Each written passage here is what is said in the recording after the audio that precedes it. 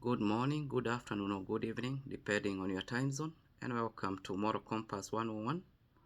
It is my humble prayer that you have had a good week. Mine has been okay, and in the very words of the psalmist, chapter number 26 and verses 3, I have been faithful to the unfailing love of God, and I have lived according to his truth. Having said that, a quick recap on what we did last week, where in our last topic we learned about the 4 enchantment words. That is please, excuse me, sorry, and thank you. And we outlined the importance of the use of those words in our day-to-day life. Having done that recap, I'll please implore you to subscribe to Moral Compass 101 for acquisition of knowledge. Comment for interactive objectivity, and please like and share to disseminate knowledge collectively. I thank them that have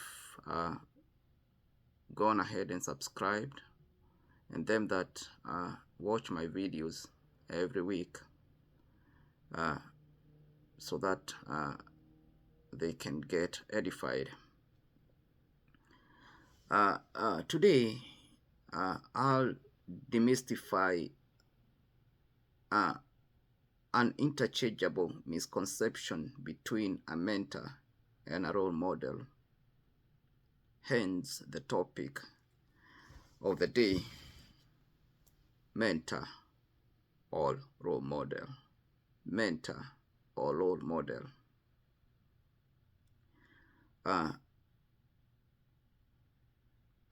In line with our today's topic, I will erude an African proverb that says, an apprenticed carpenter may not know everything, but he knows who to ask. Or a trainee carpenter might not know everything, but he knows who to ask. This is an African proverb that is at the heart of mentorship, in the sense that your exceptional achievement and success in life, you need an experienced learner to exude knowledge and advice in your life, that for you to become successful and to achieve greatly in your life, you need somebody to speak knowledge and advice in your life. Even though someone may see or discern a potential in you, which is a very rare occasion, whether he or she offers to become your mentor, it's totally incumbent on you to look for a mentor who aligns perfectly with your prospective goals and objectives in life. That, within your social circles, or the social capital of your interaction, somebody might notice or might discern a certain kind of potential in you. Nonetheless, it is upon you to request that person to mentor you, or to look for a mentor who totally aligns with your future objectives. In reference to our African proverb of the day, the reason to why this novice or trainee carpenter knows who can mentor him is because he has first and foremost forged his career as a carpenter, that he has already decided that his career is carpentry. This occurrence will ease his search for a mentor through refraining himself from looking for mentorship among individuals who do not align with his future goals. He don't have to go around looking for mentorship outside the confinements of his profession, because he knows and understands that, his future career and his future life is set on profession of carpentry.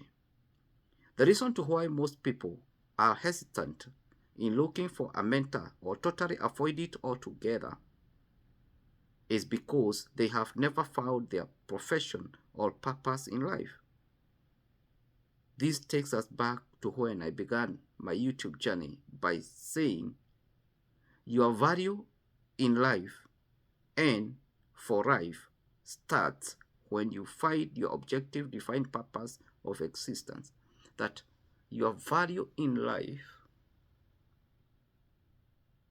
and for life will only begin when you understand who you are, when you find your purpose, when you find your objective defined reason for existence. If you do not know where you are heading in life, no one can help you with the directions to your unknown destiny. In your quest to know and understand the concept of finding your purpose in life, please, please refer to my past video that's titled, Who Am I? A while back I did a video with the title, Who Am I? It will profoundly guide you and help you in finding your purpose of existence.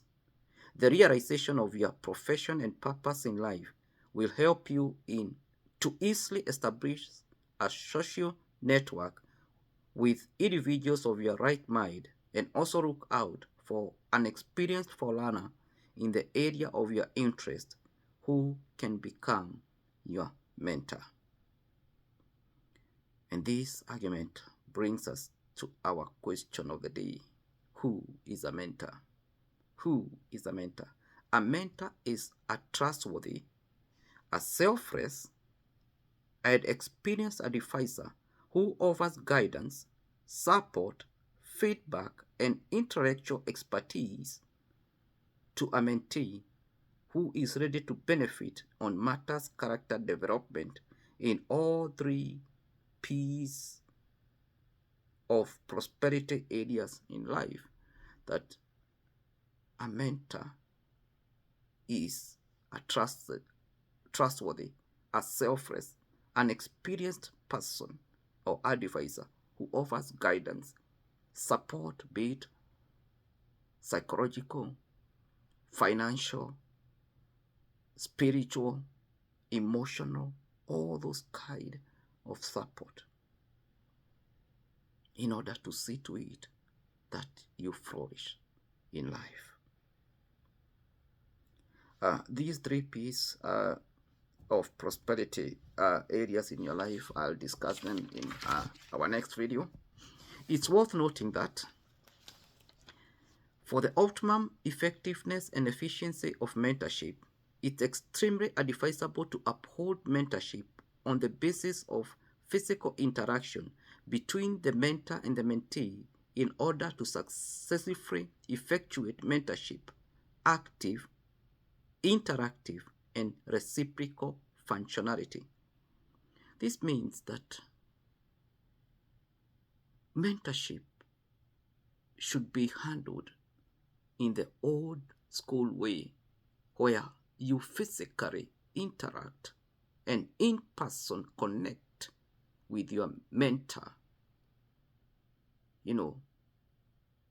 for active or actively, interactively, and for a reciprocal functionality. It is a mutual, you should form a mutual relationship between a mentor, or there should be a mutual relationship between a mentor, and that can only be facilitated well when there is a physical interaction, an in-person connection, vis-a-vis a virtual connection. In mentorship, Both physical interaction and in-person connection helps to establish and nurture an organoleptic relationship of sight, speech, and tactile, and hence a complete metamorphosis of effective communication and a better neurological synchrony. This means that when you interact with your mentor, or when a mentor interacts with a mentee physically, an in-person connection is created where the organoleptic aspect or sensory becomes active, and these organoleptic senses, we are talking about seeing, which is activated through your eyes. We are talking about speech, which is activated through your talk, and tactile, which is an aspect of touching. This is what I call the SST, the sight, speech, and tactile aspect of effective communication. Neurological synchrony is the coordination rhythm between brains, and in our case, it's the brain of the mentor and the brain of the mentor or the mentee, that instigates a cognition and a corrective understanding. So this is an interbrain synchrony that will bring a harmonious kind of and a coordinated understanding between the mentee and the mentor.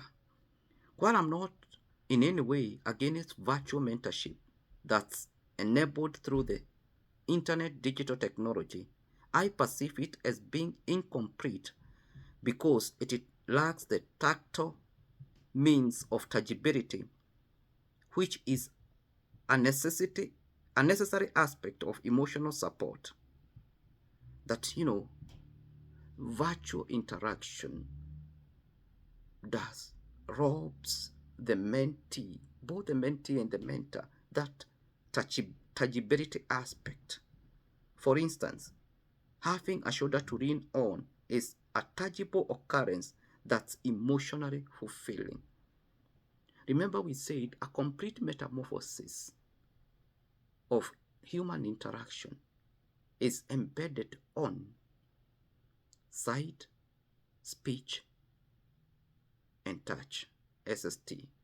So when we are interacting virtually over the internet, over social media and other platforms, we don't have the advantage of the last aspect, which is the tactile or the touch, the touchability aspect of communication is missing. The absentia of tactile means of tangibility greatly minimizes the depth of in-person connection between the mentor and the mentee. The fact that virtual face-to-face mentorship through video calls or live streaming is not a natural aspect of human interaction, but rather a simulation that replicates some parts of in-person communication. This kind of mentorship contrives a deficiency of nonverbal cues, unlike the physical interaction that captures even the subtle subconscious cues from body language and countenance because of its proximity. Let me explain this. Unlike the virtual face-to-face interaction, which with the purposes of mentorship in our case, physical interaction captures even the very minimal, the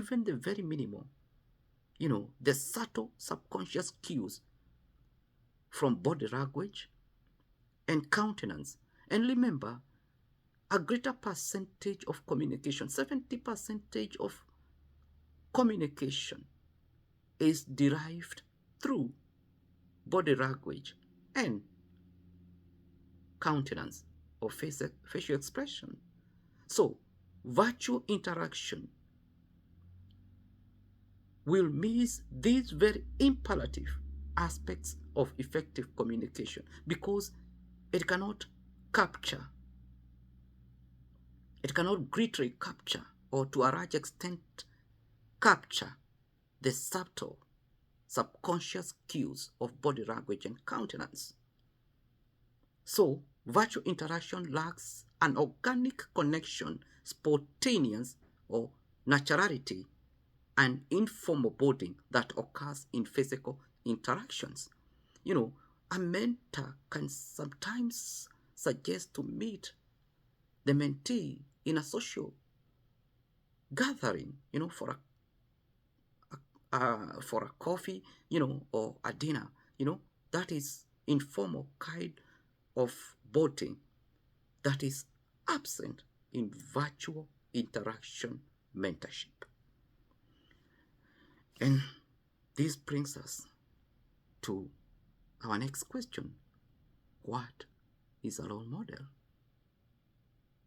Unlike mentorship that must have an active, interactive, and a reciprocal relationship between the mentor and the mentee, a role model is an unilateral occurrence that aligns with your desires to look up to a certain individual who you deem to have immutable character and hence serves as your inspiration or inspirational figure.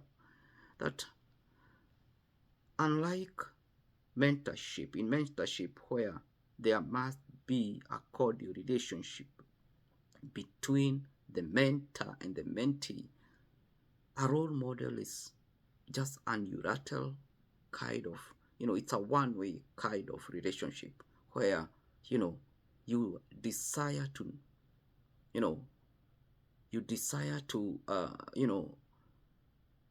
follow somebody or to, take after, to look upon, that's the word, to look upon somebody who might not even know you, might never have met you, you'll never have met, or you shall never even meet them in your life. His or her example shows what is possible without offering direct instructions or advice to you. His is just to offer an example without any advice. While it's indisputable that a virtual perfect stranger role model is likely to be a person in the public limelight, rest you won't have known him or her, an inconspicuous or a discreet individual of your in-person familiarity can also become your role model. Yeah, as much as you desire, to look after people who are there in the limelight, who live their lives on social media and all those other kind of platforms, a person who who is familiar to you in person, who you have, who interact with in your daily life or occasionally, can also become a role model. A discrete individual is a person who maintains a low profile. While one among the many duties of a mentor is to guide the mentee to sensibly emulate his or her role model, the mentor should help the mentee to know the distinction between performance authenticity and genuine authenticity, lest the emulation becomes a blind admiration.